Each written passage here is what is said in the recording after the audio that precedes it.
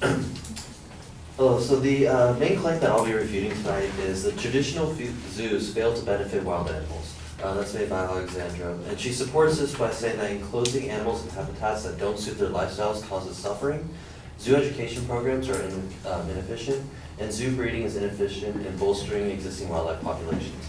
Tonight I'll be arguing that the zoos actually benefit the animals.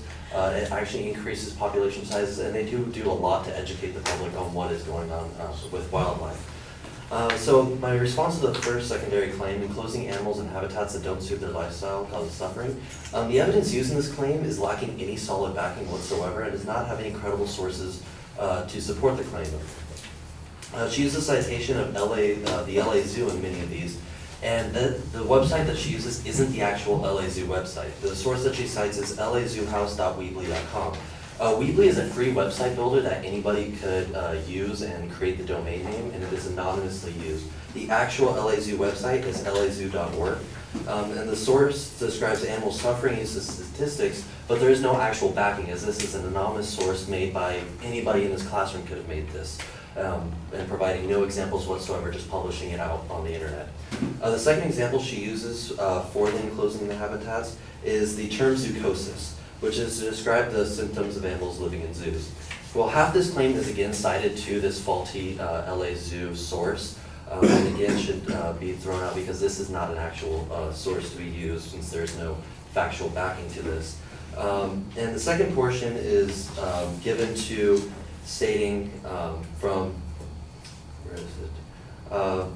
Bill Travers, who is an ex-British military man who coined the phrase zoochosis in the 1960s.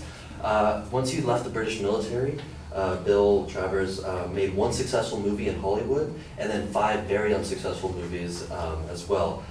Soon MGM fired him and he went to animals rights activist. He does not currently contain a degree in zoology or in animal behavior.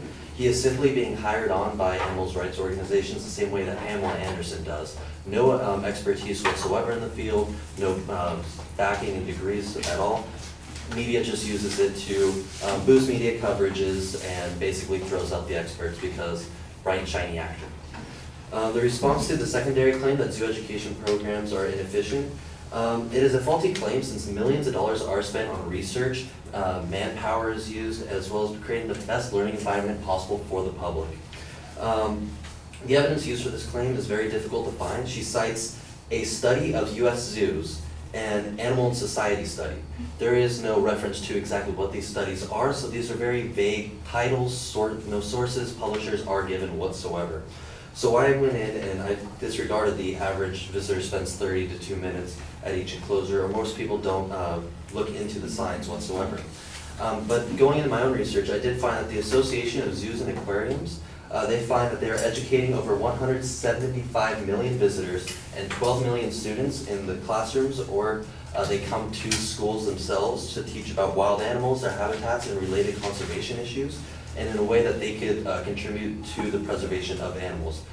Furthermore, the example that most people don't read science presented by Alexander doesn't tell the full story of this. Dr. Leslie Fisher from the Lincoln Park Zoo explains a study that they do, and many zoos follow suit, that they track visitors going through different exhibits. He says that we tracked 338 visitors going into the Ridgeside Africa journey and recorded continuous data as they moved through the building. Data was collected on handheld computers that provided precise timing data. The median visit was about 11 minutes, 41% which was looking at the animals, and 9% was spent engaging with the interactive elements that they have at the exhibits. We found significant differences in the way visitors use the signage. Those in groups without children spent more time with the signage than those with children, and who spend more visit time interacting socially spent less time and spent less time engaging with the signage. Dr. Fisher explains that groups do not spend much time on the signage, but only when accompanied by these children. And a study done by Mindpool supports this by showing 60% of children are actual visual learners, meaning they learn by seeing or by acting out stories in front of them, rather than reading and listening. So by having these zoos provide these animals in exhibits, it's actually teaching the children better than the signage itself. But again, the signage is there to replace where parents more are analytical, where they have to read to understand what is going on. So it provides an environment for both into a fully immersive learning environment. Now, her third claim that zoo breeding is inefficient in bolstering existing wildlife populations, zoo breeding is successful in improving wildlife population and has saved several species from extinction by boosting their population numbers. In 1973, there was only 9 Arabian oryxes left in the wild, being hunted to near extinction in the Arabian Peninsula. In 1982, they were brought into captivity in the Phoenix Zoo, and 200, the numbers were bolstered to 200 in the population. And by 1996, their population grew to 450 before being released back into the wild. This is just one of the many animals that have been boosted this way, such as the California condor, the black-footed ferret, as well as 2 other species of onyxes, and there's still several hundred that are being bolstered by zoos today. So zoos themselves provide a rich learning environment. They help boost numbers of many species, as well as they go in depth and they actually try to help the animals the best that they can. Thank you.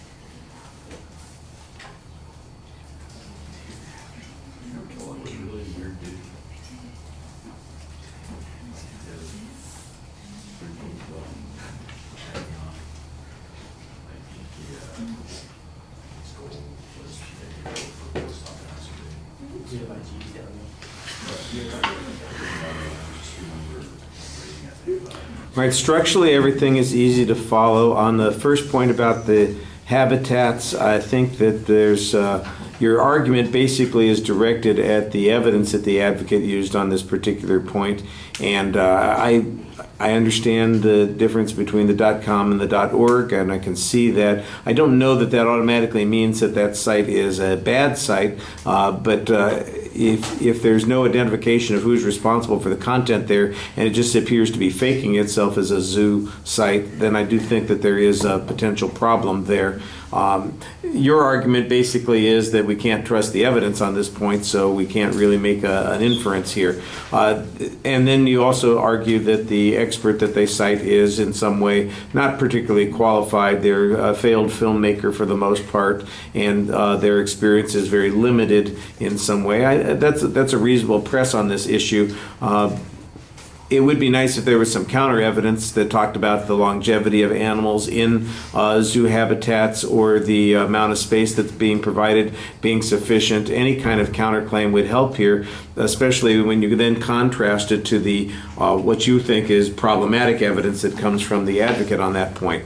On the second point, I thought that you did a good job, again, trying to challenge the basis of the evidence because it's not cited very clearly. You explain that, and then you present your own citation that suggests why it is that people interact with the various displays in different ways. That makes sense. I mean, if you got kids, it's awfully hard to spend the time reading those things. I thought that it was interesting that you had information on that point concerning how the kids are, learners. They are visual learners, or they're engaged in this process, and I think that helps a little bit. I think the argument could be developed a little bit more, but at least you've got a counterpoint to what's being presented there. It's interesting on your third point that you basically just present counter arguments on this one. There's not really whereas there was a direct attack on the evidence and the reasoning of the advocate on the first 2 points. Here we just have a counterclaim. It's a nicely developed counterclaim. I don't remember that the advocate's evidence on this point was particularly persuasive, and I think, again, we're missing an opportunity to do some contrast on the point, but what you presented is reasonable.